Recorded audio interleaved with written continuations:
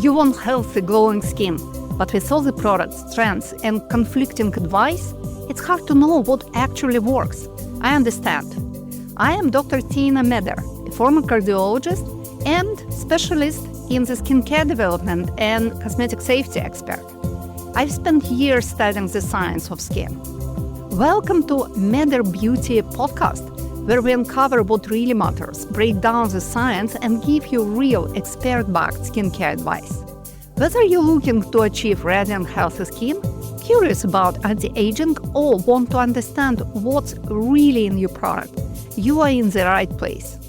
Rooted in science and the truth about what your skin actually needs, we'll have in-depth conversations with leading dermatologists, medical experts, and skincare brand founders to bring you the latest innovations, evidence-based insights, and industry secrets that truly make a difference. We are so happy you are here. So let's go. Let's discuss about the biohacking. I love to say that Meder, it is a biohacking skincare brand because I am very much in the biohacking myself. I love the idea, I love the concept, and nowadays it's becoming so popular. A lot of people are speaking about it, but sometimes I have an impression that not everyone understands properly what is the biohacking. First of all, biohacking, it's not some kind of official science or an official medicine. It doesn't make the part of the official system. The biohacking is mostly some kind of social-cultural medical phenomenon created by the group of enthusiasts, mostly from Silicon Valley, by people who have no medical background, but they've been very interested in the longevity and in the choice and opportunity to find something which can help to prolong the human life. And not only to prolong life, but prolong the active human life. Because, yes, actually, we can probably find a way to live until 120 or maybe 125. But if we will be desperate and fragile, like we become now at the late age of our human life, what will be fun? To live so long? If we can live so long, it makes sense only if we can live actively. If we can stay, let's say, on the level like we are now in our 50s or 60s, but live until 150 or, I don't know, 200. Some biohacking enthusiasts are thinking that people who can live thousands of years will be born in this century. So, biohacking science created by volunteers, created by enthusiasts who are professional in many different areas of the scientific knowledge right now. You can find in biohacking community, you can find biologists, you can find a lot of people from the IT who are working in mathematics area, physicists, chemists, people with a pharmaceutical background, and obviously people with medical background now. But still, this voluntary approach has bright side and has some dark side as well. The whole idea of the biohacking is described by the name, hacking. It's so we are speaking about to hack some code of longevity in the human body. So we are looking for the opportunity to delete some faults, to delete some mistakes in our cellular metabolism, and to find a way to live longer and to strengthen some weak points in our biology. And the whole idea of the biohacking is the idea with DIY biology, the whole concept, do it yourself. The value of the biohacking, first and foremost, they are located in the area of the active longevity.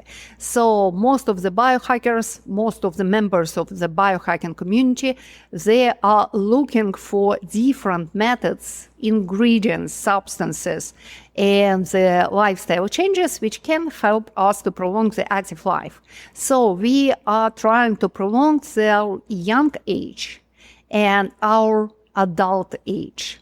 reducing elderly age and fragility related to the old age. So we want to live longer, but we want to live better, and we want to live more actively. Also, the prevention of the senescence, the prevention of the aging, an idea of prolongation in the life itself. And doing it, the biohacking idea is built on the idea of the self-acceptance and the idea of acceptance of individuality and difference of every human being. That's why you can see so many different approaches in the biohacking.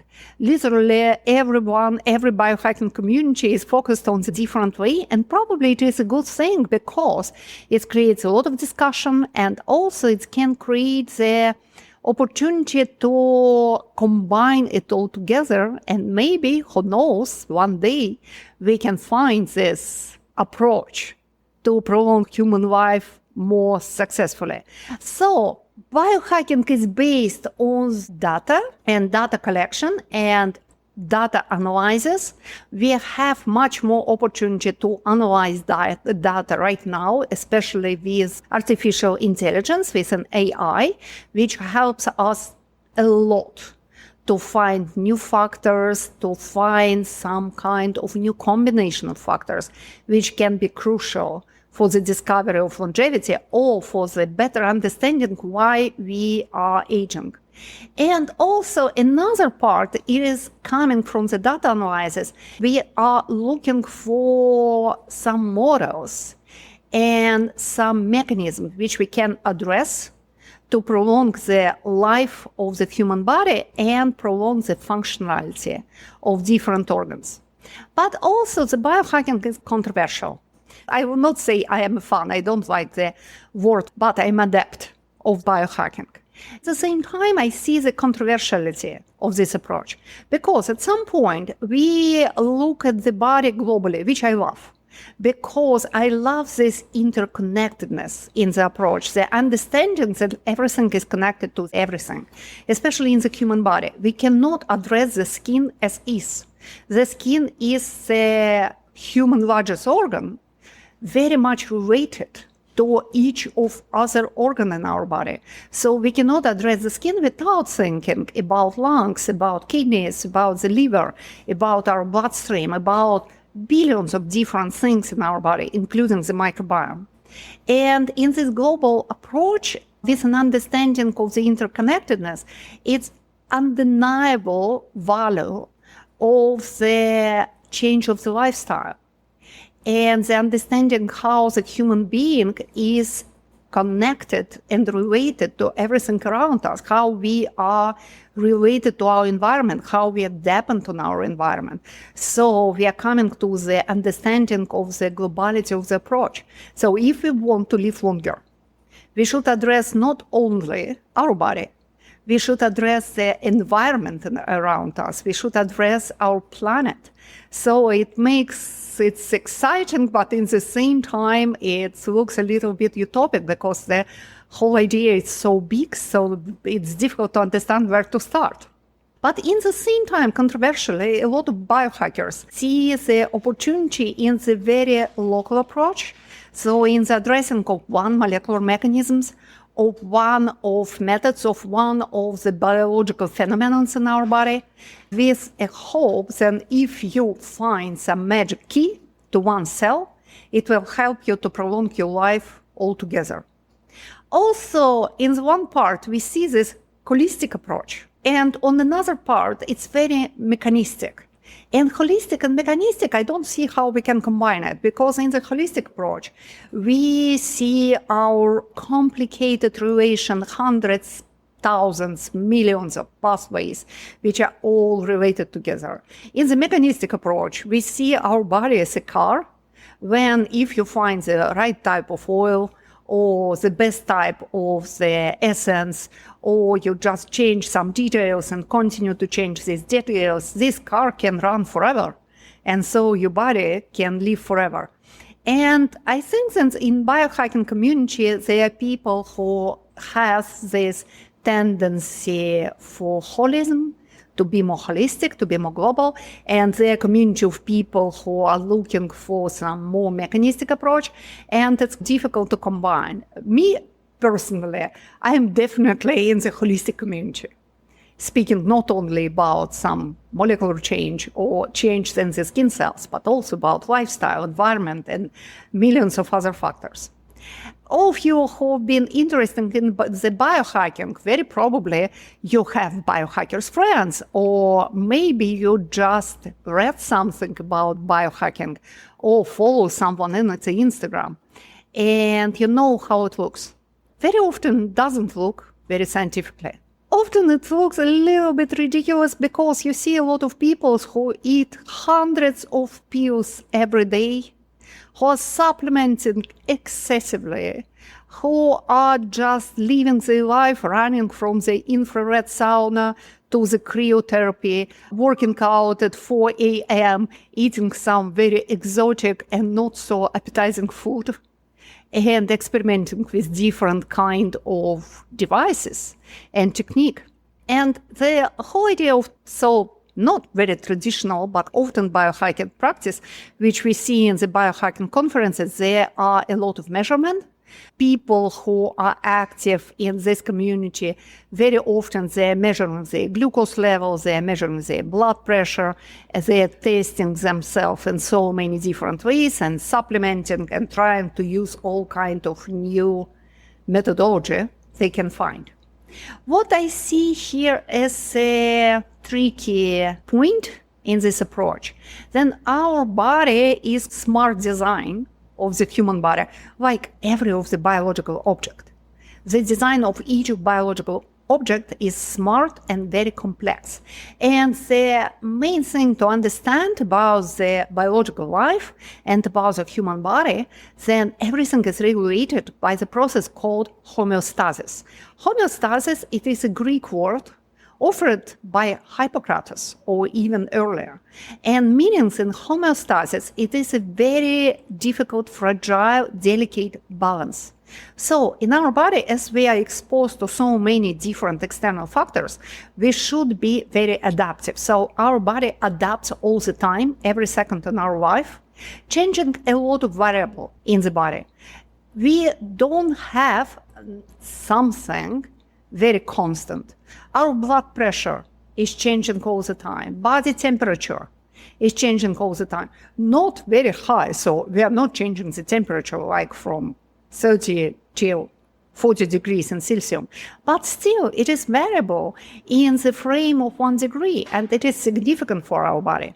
We are respiring and we are evaporating the different amount of the water. We are moving differently. So all of our organs and systems, they are trying to maintain this very dynamic balance with a high level of coordination. In childhood, in our young age, this coordinated dynamic balance works perfectly. Older we are, less of this balance we have in our body. And in our elder age, our body is desynchronized. And we just lose this ability to maintain the homeostasis. That's how we die, losing this balance. Without understanding this complicated and very complex mechanism of homeostasis, it's difficult to affect the body. So when I see the people who eat dozens of pills every day, I think, do you understand how each of these pills can affect your balance inside your body? You cannot. Even in theory, even with AI, approach it properly. Maybe we will in the future. But for now, the science and the progress not at this place yet. So this biohacking, it's a daily experiment. And the members of the biohacking community who are doing it, they're doing it at risk, providing us with the data and helping us to understand better how our body functions. So the whole idea of biohacking, if I reformulate, it is a very brave trial, very brave experiment to affect our dynamic nature of homeostasis, improving it, and moving the human body on the another level of resilience and the ability to maintain itself in this dynamic, ever-changing world. And as I am specializing in the skincare development, I am very much interested in biohacking of the skin. So when we are using different kind of ingredients, when I'm developing different kind of skincare products, I am trying to address different weaknesses in molecular mechanisms or different mechanisms of the skin agent, trying to strengthen it to some point, to offer the better resilience to skin cells, to the skin structure, but in the same time, maintaining the respect to the homeostasis itself. And for me, speaking about the aesthetic practice and the skincare in the term of biohacking, and that's also another controversiality which split a little bit an aesthetic world, because a big part of modern aesthetic practice, especially clinical practice, it is what we call beautification. Beautification, that's the change of our appearance using different kind of devices, methodology, or even surgery. So the easy examples. We have this tendency to develop mimic wrinkles because as a human being, we are experiencing a lot of emotions during the day. We have emotional intellect and we are suffering, we have fun, and everything reflects in our face because a big part of the nonverbal communication for human beings, and it is a big difference between human beings and animals, except for monkeys and some primates. That's an ability of humans to express their emotions non-verbally by changing the expressions of the face, and we can read it, universal language. But when we experience these emotions, when we express them using our facial muscles, contracting and relaxing them, we have a tendency to develop wrinkles and lines, and we don't like it. Most of the people see wrinkles and lines as age-related signs of our face. And as an age-related signs, we are not happy about it, so we want to eliminate it, and we are using Botox injections. Botox, it's a commercial name. They are injections based on the botulinum toxin. It is a toxin produced by the microorganisms Clostridium botulinum. And this toxin is neuroparalyzing, so it's denervating our nerves, preventing them from efficiently contacting our muscles, so our muscles cannot contract. If you are poisoned by the botulinum toxin, you lose the ability to move your muscles, and sometimes people even can lose the ability to breathe, and that can lead to lethal cases. If you inject a very low amount of the toxin in your forehead will be paralyzed, so you cannot express your emotions. You cannot show that you're surprised or you're worried. And you lose the ability to develop wrinkles in this area. Is it biohacking? At some point, yes, because you found this weak point. You found the mechanism of the wrinkles development. But in the same time, it is beautification, because you eliminate one sign of the aging without thinking about the price of it. The phenomenon of interconnectedness, the phenomenon of homeostasis in our body tells us that if we are able to contract muscles, probably it is not a superficial process. It leads to some other changes in our body, and that's it. In the latest years, it was found that when we contract our facial muscles, it creates the loop, the reflex, and the feedback from facial muscles going directly into our brain in the area responsible for empathy and for an understanding of the emotions, so in the area responsible for this nonverbal communication. So when you block your facial muscles' ability to express an emotion, you block your ability to understand the emotions in the same time. And does it feel like a biohacking? For me, not so much. It feels more like a makeup. So you eliminate wrinkles. you look less wrinkles. I will not say less aged. I remember that was one of the very famous discussion many years ago, that when Dr. Brandt, who was famous, called Botox Baron, and he was very famous in the development of aesthetic injections and the science of aesthetic injectables, and Dr. Perry Conner, who was famous and is famous skincare brand founder, and his values been more about the health of the skin and the health of the body. So these two adapt of different concepts. They discussed the Botox and all other concept of aesthetic treatment, and Dr. Perry Conner said, then wrinkle-free face, it's not younger face. It's the same face, just without the wrinkles. And I like it because, yes, it's elimination of wrinkles, but it is not an elimination of the age, because the visual age perception, it's much more complicated. We are not reading the age counting wrinkles. There are so many other factors. So for me, the difference between beautification and the biohacking, it is this complexity. Speaking about the beautification, it's mostly the eliminations of some age-related changes or some unwanted changes in the skin. So if we simplify things until some point, makeup, it is a beautification.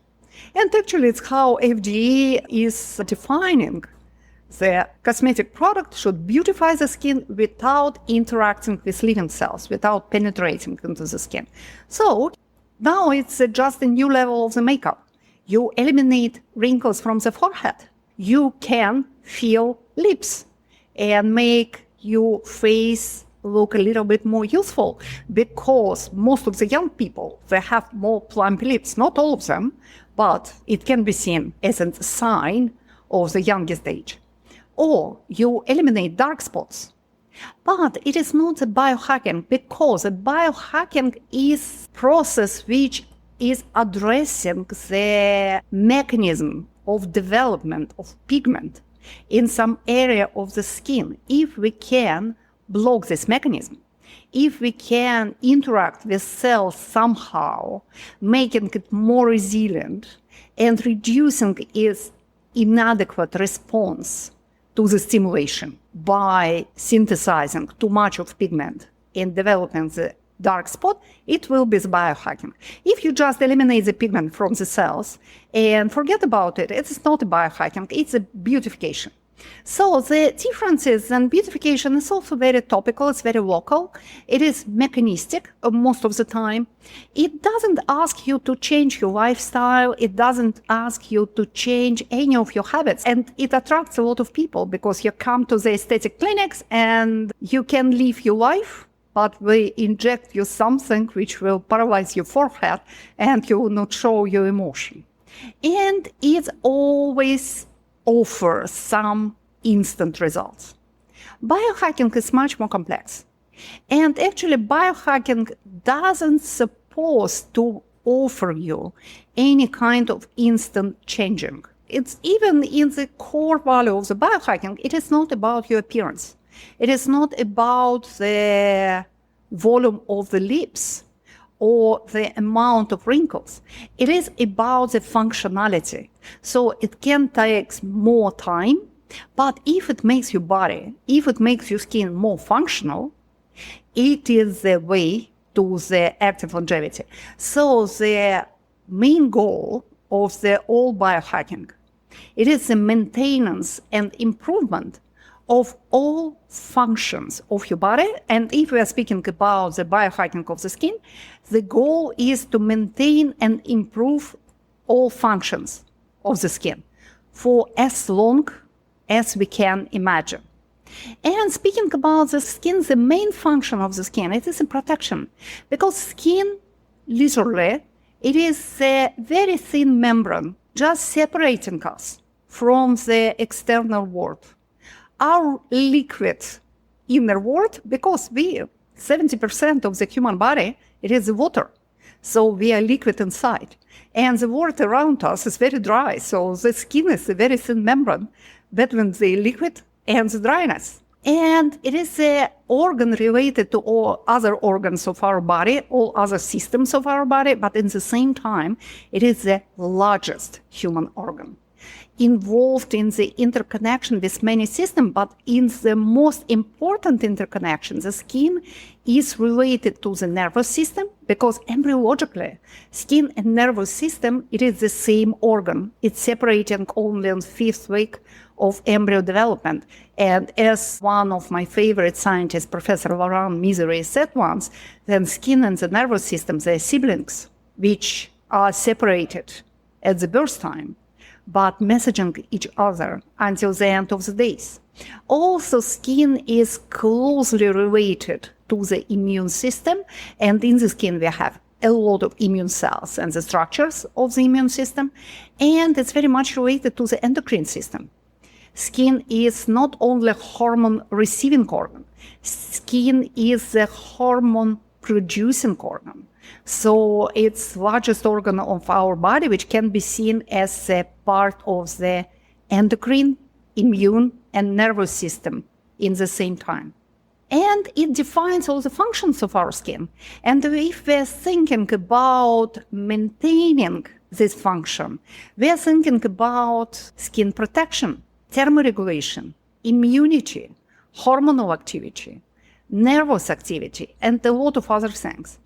And also, we should understand that we cannot see our body as an isolated community of cells, because it is not isolated. We have the microbiome. Microbiome is a community of microbial cells, fungi, viruses, prions, and protozoas.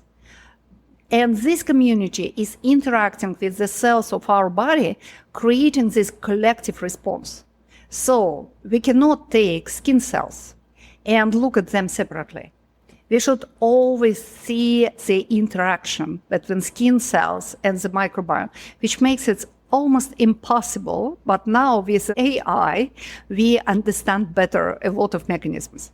All this community of skin cells, with the microbiome cells, that define our skin defense, skin protection, synthesis of pigment, synthesis of collagen and elastin and the hyaluronic acid and immune response and the hormonal activity, including the synthesis of the vitamin D in our skin. It defines how much our skin can be permeable, how much of skincare it is ready to take, and how much of toxin it is ready to eliminate. But all the functions of the skin are changing with an age.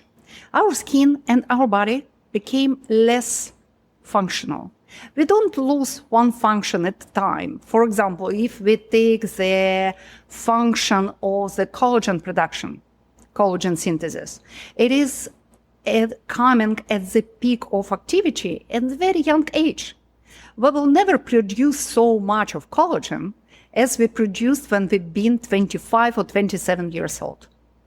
After 27 years in women and a little bit later in men, our collagen synthesis is changing and reducing dramatically. And it became very stable.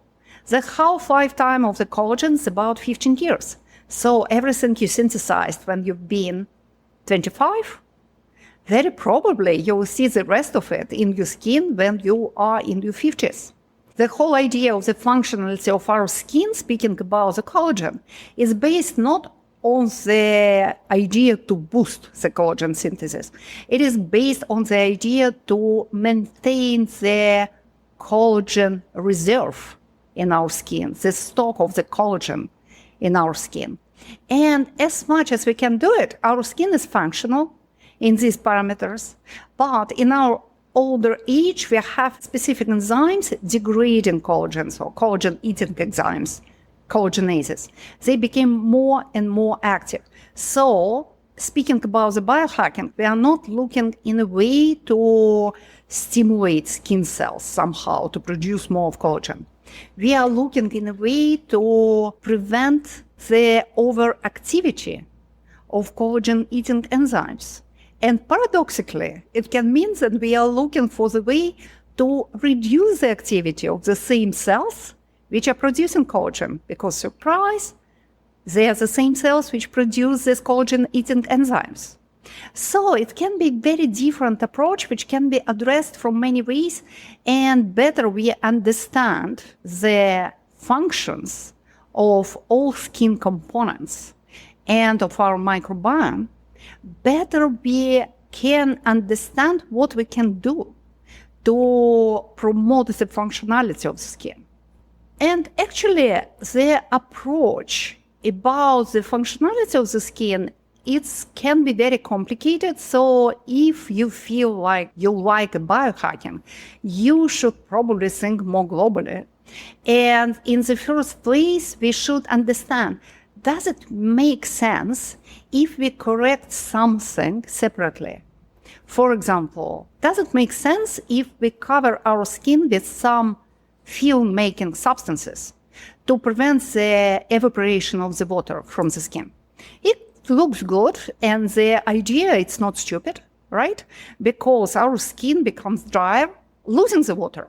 And it is a parameter called transepidermal water loss. So how many of the water evaporates from our skin and how many of the water we can hold. We know that with an age, we lose lipids from our skin mantles, and losing these lipids, we are losing the water, because lipids, they've been holding water molecules on the skin surface. So when we lose lipids, ceramides, fatty acid, cholesterol in our skin, what happens naturally after the age of menopause in women and a little bit later in men? We are losing the water. So if we would like to keep the water, and we'd like to keep the water because water is essential for the skin health, we try to preserve this water to recreate this lipid mantle. And it sounds good until the point that we try it. Because the easiest way to prevent the water evaporation from the skin is to cover the skin with some polyethylene film. Paradoxically, if you cover the skin with something not permeable, like polyethylene, or if you wear glasses, you will see the skin become even more drier. It starts to lose even more water, because skin needs this active exchange with an air. It needs breathe dynamically. If you cover the skin with some film-making substances like mineral oil, it can comfort your skin, but in the same time, it's activating many of mechanisms, preventing the skin from producing new lipids to protect the skin. So in the long-term results, your skin becomes even more dry. So we are using this approach, using the mineral oil, only for skin suffering from some genetic deficiency of the lipids, when we know it cannot produce healthy amount of lipids. On another side, we understand that it is not enough to prevent the evaporation. We should address the mechanisms creating the evaporation, so we should address cells producing lipids to activating this lipid production. Yes, it will take more time, it will take longer, but in the same time, if we can maintain our cells' activity, our skin can stay hydrated, moisturized, and healthier for many years longer. So that's our new approach. It's looking for the key, not looking to hide the problem. So we are looking to the objective reason which created this problem. And what can we address in a biohacking approach to prolong the skin active longevity? First, we can address the microcirculation in the skin, because the capillaries in the system in the skin brings skin nutrients, it brings skin oxygen, and it detoxifies the skin at the same time. So it's very active river, helping the skin to stay nourished, to stay active, and bringing everything necessary for all kinds of metabolic processes in the skin. If you don't have the active microcirculation in the skin, if your microcirculation is insufficient, is deficient, like it happens in the older skin, you will never have all necessary substances, and your skin will be intoxicated because the river is empty. And when the river is dry, there's no transportation in the area. So our first approach, it's an activation of the microcirculation and optimization of the microcirculation in the skin. Another approach, we address the microbiome in the skin because we delegate a lot of the skin functions to the microbiome. And happy microbiome, it is a key to the healthy skin. If your microbiome is not happy, if the microbiome is not diverse, and once again, it's what happens in our eldest age because the microbiome is damaged by a lot of external factors and it's affected by our lifestyle and by our health conditions as well. And for example, if your skin is regularly exposed to the ultraviolet disinfects the skin and eliminates a big part of your microbiome, which is responsible for the antioxidant protection of the skin, which is responsible for the water holding ability of the skin. So it is other direction, it is other pathway, which is very prospective to use in the biohacking based approach to skincare. Also, what we can do, that's addressing what we do traditionally, addressing the external protection of the skin. So addressing the whole complex system of the biochemical and biophysical protection of the skin, because there are so many components, there are hundreds of different lipids and water holding substances, which creates this perfect ideal combination of our skin, produced by different skin cells, produced by different microorganisms from our microbiome, creating this perfect lipid water holding mantle on our skin. So it's another of the biohacking approach. We address cells producing necessary substances, and we can compensate the deficiency of these substances, adding them topically in the formula of skincare products. Also, we can approach the skin senescence, the age-related changes in skin cells. And now we have the whole area of science looking for anti-senescent active substances, anti-senescent ingredients, preventing the loss of functionality in fibroblasts, cells producing collagen, elastin, and hyaluronic acid, senescence in keratinocytes, cells protecting our superficial skin layers, and creating this constant skin renewal, creating the stratum corneum of the skin, melanocytes, pigment cells, immune cells of the skin. And once again, we can address these senescent changes in the skin using different kind of topical skincare. And we can address the glycation process. We can address the pool of stem cells in our skin, activating its differentiation and preserving its functionality. And also we have active substances used as cosmetic skincare ingredients, registered for cosmetic use, which can help us to prevent this loss of functionality in skin. And also, we can use different kinds of substances which have very low molecular size and which are able to penetrate into the deep skin layers and sometimes even into the subdermal level, addressing different cellular mechanisms. And first category of ingredients which is perfectly able and scientifically proven to be able to interact with skin cells in such a delicate scientific manner, they are peptides. Now we have few hundred peptides registered for cosmetic use. Peptides are very small molecules able to penetrate into the deep skin layer, and we have peptides which can be used as a messenger, as a signal molecules, helping to produce more of collagen or suppress the activity of collagen-eating enzymes, controlling the melanin synthesis, calming down the skin, preventing inflammatory changes in the skin, and so on. We have specific enzyme-inhibiting peptides, which inhibit and reduce the activity of enzyme destroying the skin structure. We have neuromodulating peptides, which are able to interact into this complicated connection between muscles and nerves ending, preventing partially the muscle contraction. So we have this Botox-like effect without damaging this complicated feedback. So it's much more biohacking for me. Also, we have peptides helping to improve the penetration to the skin of different ingredients. We have peptides able for remodeling the skin. So there are a lot of new categories which are perfectly biohacking and can be used for different purposes, and especially to prolong the functionality of the skin and prolong the active longevity of the skin. And also we have now epigenetic approach. When we address DNA directly, we can address the DNA cells without changing its hard structure.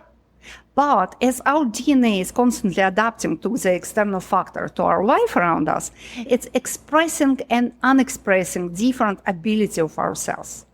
It's how the genetic adaptation in our body works.